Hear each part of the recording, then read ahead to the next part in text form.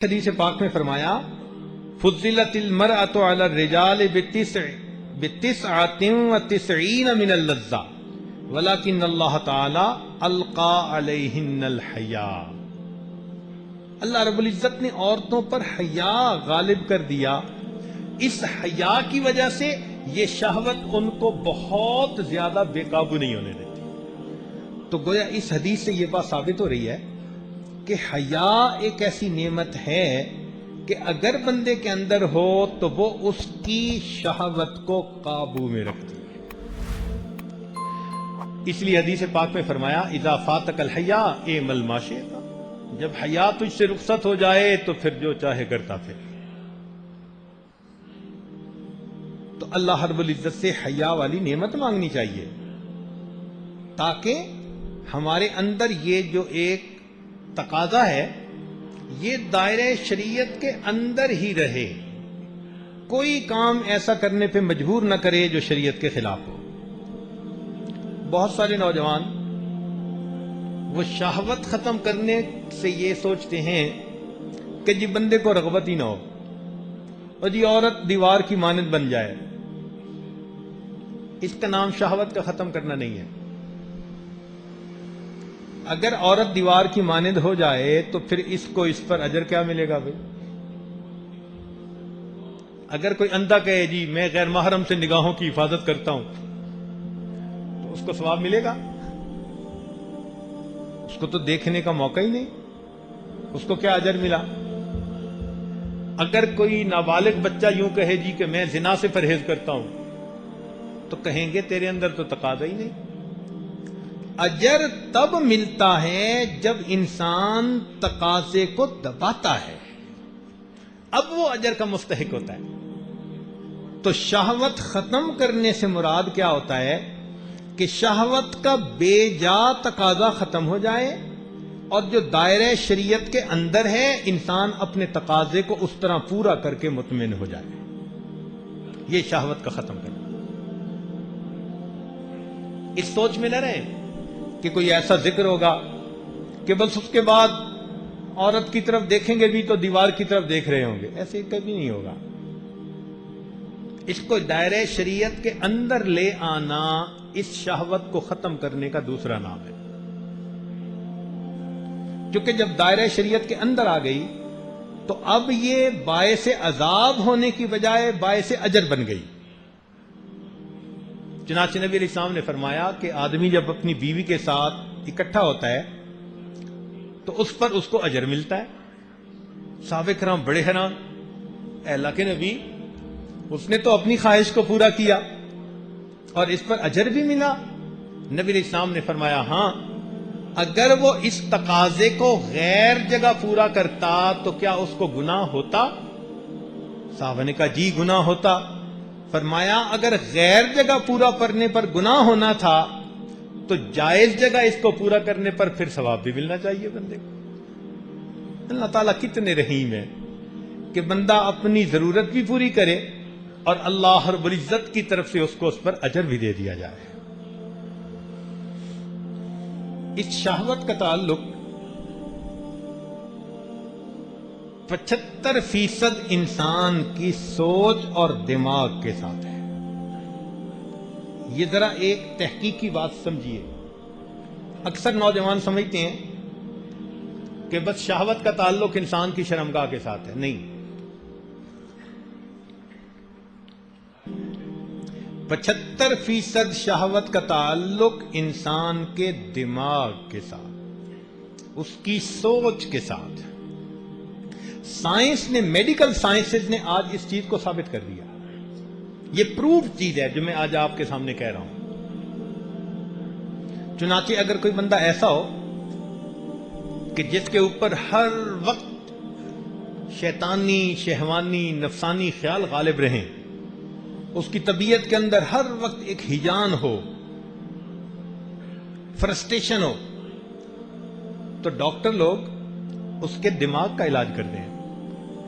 جو اس کو گولی دیتے ہیں نا وہ اس کے دماغ کو پرسکون کرنے کی ہوتی ہے، اس کے جسم کے جو شہوت کے اعضاء ہیں ان کے ساتھ اس کا کوئی واسطہ نہیں ہوتا۔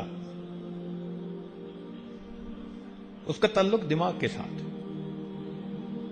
اب جب میڈیکل سائنسز نے بھی پروو کر دیا کہ ان سوچوں کے غالب ہونے کا تعلق دماغ کے ساتھ ہے، تو ہمارے حضرات نے بہت سال پہلے اس بات کو یوں کہا کہ فکر کی گندگی ذکر سے دور ہوا کرتی ہے. چند لفظوں کے اندر کتنی بڑی حقیقت کھول دی.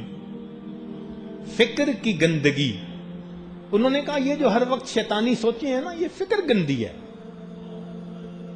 تو فرمایا کہ فکر کی گندگی ذکر سے دور ہو جاتی ہے، تو گولیاں کھانے کی ضرورت نہیں.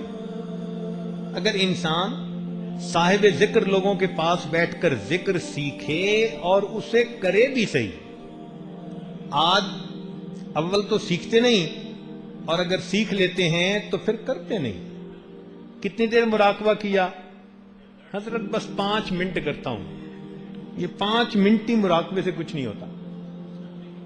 تو کھانا پوری والی بات ہے.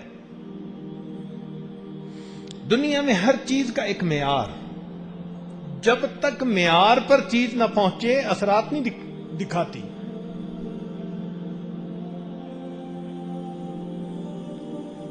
اگر یہاں پر 100 فٹ پر پانی نکلتا ہے اور میں 50 فٹ کے 1000 بور کروا دوں تو پانی نکل آئے گا.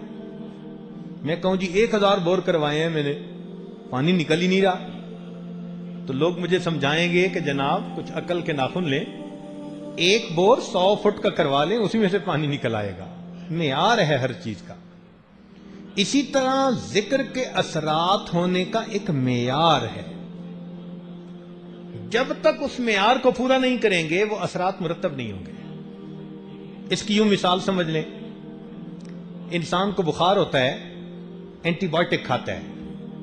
اب اینٹی بائیوٹک کھانے کا ایک معیار ہے کہ صبح و شام اتنے mg کی گولی آپ استعمال کریں. کتنے دن کریں؟ 5 دن کریں. لہذا 10 گولیاں ڈاکٹر نے دے دی. اب مریض صاحب لے کے گھر آ گئے. اس نے کہا 10 گولیاں ہی کھانی ہے نا، دوسرے تیسرے دن 1 گولی کھا لوں گا. اب وہ کبھی دوسرے دن 1 گولی کھاتا ہے، کبھی تیسرے دن.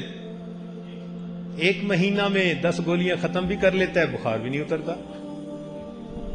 ڈاکٹر صاحب کو کہتے ہیں ڈاکٹر صاحب جتنی گولیاں دی تھیں ساری کھا لی. ڈاکٹر صاحب کہیں گے تم نے بالکل ٹھیک دوائی کھائی، لیکن جس مقدار کے حساب سے تمہیں روزانہ کھانا چاہیے تھی تم نے وہ نہیں کھائی، اس لیے بخار نہیں اترا. تمہیں صبح و شام کھانی تھی، 5 دن میں بخار اتر جاتا. اسی طرح ذکر کا ایک معیار ہے. اگر ہم اس معیار کے مطابق ذکر کریں تو اللہ رب العزت شہوت کا بخار انسان کے اوپر سے اتار دیتے ہیں. سوچ پاک ہو جاتی ہے، پاکیزہ سوچ ہوتی ہے. یہ نہیں ہوتا کہ انسان اس کے بعد مرد ہی نہیں رہتا، نہ نہ نہ، بس وہ جو غلط قسم کی سوچیں تھیں نا وہ ختم ہو جاتی ہیں. وہ جو انسان ماچس کی تیلی بنا ہوتا ہے، ماچس کی تیلی ہوتی ہے نا، آگ اس کے اندر ہوتی ہے، ذرا سی رگڑ لگنے کی دیر، رگڑ لگی آگ بھڑکی. تو نوجوان اسی طرح ماچس کی تیلی مسجد سے قدم رکھتا ہے، ادھر نظر پڑی رگڑ لگ گئی، آگ بھڑک اٹھی. اس گلی پہ نظر ادھر پڑ گئی، رگڑ لگی، چلو آگ بھڑک گئی. یہ کیفیت ختم ہو جاتی ہے. فرسٹریشن انسان کی زندگی سے ختم ہو جاتی ہے، پرسکون زندگی ہو جاتی ہے، سوچ پاکیزہ ہو جاتی ہے. اس لیے آپ حیران ہوں گے کہ اگر محنت نہ کریں تو بوڑھوں کے اندر بھی یہ مرض اتنی ہوتی ہے کہ جس کا انسان اندازہ نہیں لگا سکتا. کچھ عرصہ پہلے میرے پاس ایک صاحب تشریف لائے، نمازی تھے، حاجی تھے، نیک تھے، علاقے کے نمبردار تھے، بہت با اخلاق انسان تھے، بوڑھے تھے. ان کی بموں کے بال بھی سفید اور پلکوں کے بال بھی سفید. بہت ریسپیکٹڈ فگر تھی اپنے علاقے کی. ملنے کے لیے آئے اور آ کر انہوں نے پاؤں پکڑ لیے اور انہوں نے بیٹھ گئے. مجھے بڑا تعجب ہوا، یہ نواب آدمی ہیں، لوگ ان کے پاس جا کے روتے ہیں اور ان سے اپنی ضرورتیں پوری کرواتے ہیں، اور یہ اتنے مخیر بندے بھی ہیں، کیا آج ان کو بنا؟ میں نے ان کو تسلی دی، دلاسا دیا، پوچھا کیا بنا؟ کہنے لگے کہ میرے پلکوں کے بال سفید ہو گئے ہیں، اب بھی میں گھر سے باہر نکلتا ہوں غیر محرم پہ شہوت کی نظر میری پڑ رہی ہوتی ہے، مجھے بتائیں میں اپنے آپ کو جہنم سے کیسے بچاؤں؟